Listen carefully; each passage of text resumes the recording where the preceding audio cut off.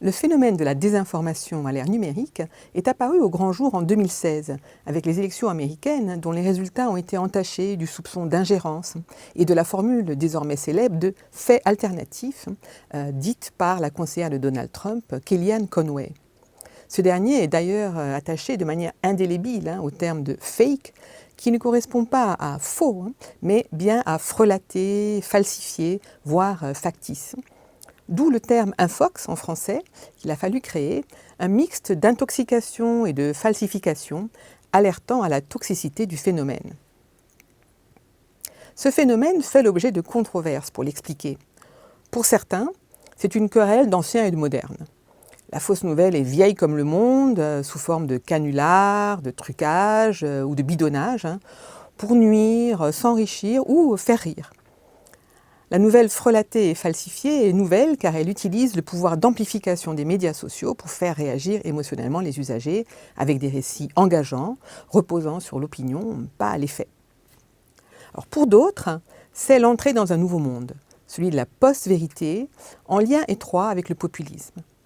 C'est le constat que les faits objectifs ont moins d'influence que ceux qui font appel à des opinions pilotées par les émotions.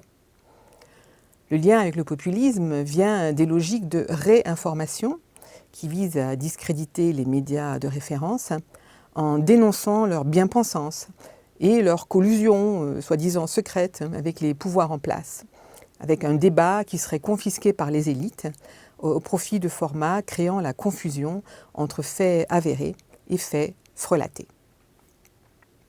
Alors pour d'autres encore, il s'agit d'une panique médiatique, numérique, opposant médias analogiques en perte de vitesse et de finances face à des médias numériques hégémoniques, sans régulation ou obligation de service public. D'où tous les remous actuels sur la régulation des plateformes, la mise en place de plans d'action, la revigorisation du journalisme via le fact-checking, toutes sortes de solutions, et y compris évidemment l'éducation aux médias et à l'information. Dans tous les cas, il s'agit d'un déplacement du circuit de la recommandation et de la preuve par les médias sociaux et Internet.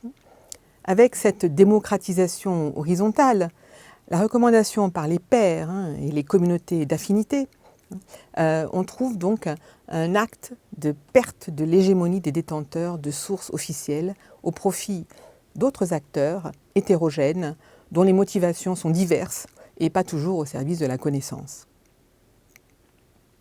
Ces déplacements influent sur nos relations, la politique, la société, la culture, et induisent des risques. Des risques à l'intégrité de l'information, des risques à l'intégrité des élections, des risques à l'intégrité de nos choix. Il est indispensable de les comprendre pour être citoyen à l'ère numérique, prendre des décisions aussi cruciales que le vote ou le choix d'un médicament. Comment se fabrique la désinformation? De quoi est-elle le syndrome? Emparez-vous de ce petit MOOC pour vous faire votre opinion, en toute sérénité, sans céder à la panique ambiante.